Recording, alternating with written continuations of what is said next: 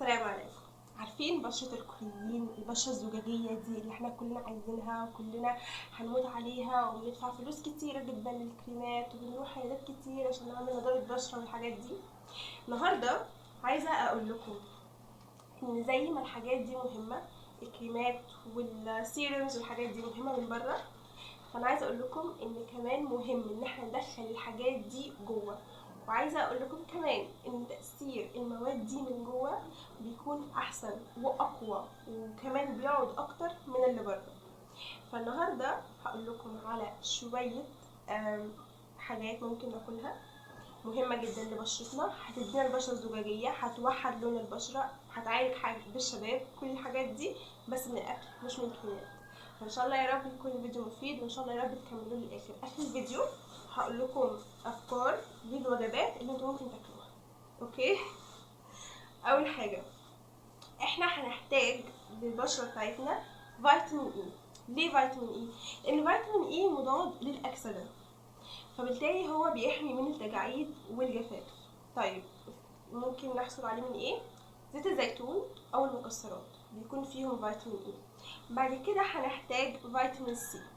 فيتامين سي مهم عشان خاطر ينتج لنا الكولاجين في البشرة، وكمان مهم عشان خاطر يوحد لون البشرة وبيخلي البشرة تكون مشدودة وشكلها صحي. فيتامين سي ممكن في عصير ليمون، عصير برتقال.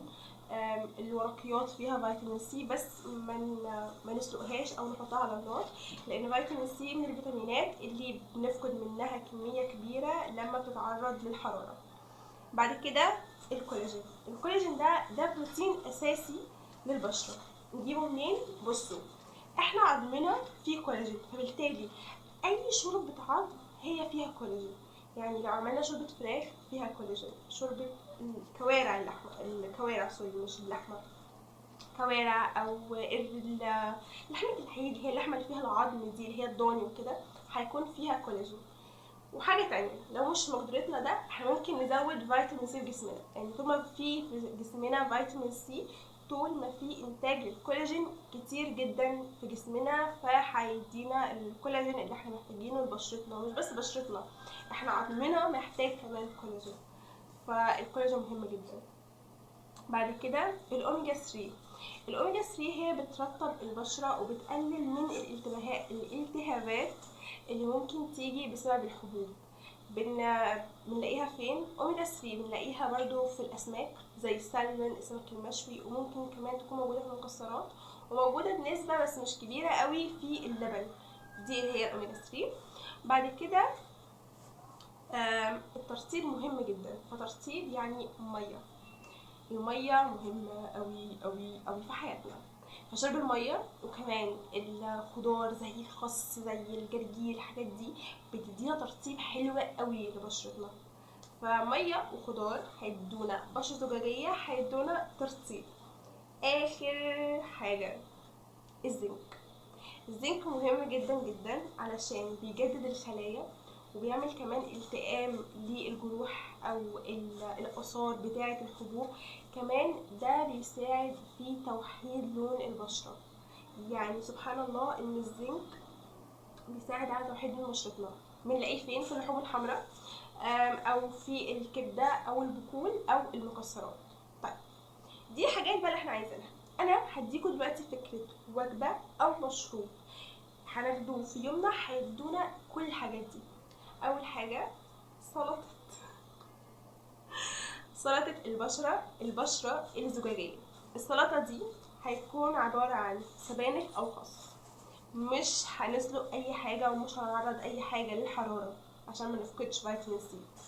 فسبانخ او خس، سلمون مشوي او تونه، مع فلفل الوان او طماطم او الاتنين مع بعض بس هيبقى الكميه بالنص، عين جمل او لوز، عصير ليمون، ومعلقه زيت زيتون. دي كده سلطه البشره الزجاجيه. هناكل السلطه دي، هندخل كل الحاجات اللي احنا محتاجينها علشان خاطر تدينا النضاره وتدينا كل حاجات اللي في الفيديو من السلطه دي. بس او لو احنا منحبش السلطه، سموزي البشره الزجاجيه. السموزي ده عباره عن كوب من الفراوله او المانجا او الكيوي مع نص حبه افوكادو. عارفه ان ممكن تكون صعبه، فانا فكرت مكان الافوكادو ممكن نحط ايه؟ نحط لوز او عين جمل.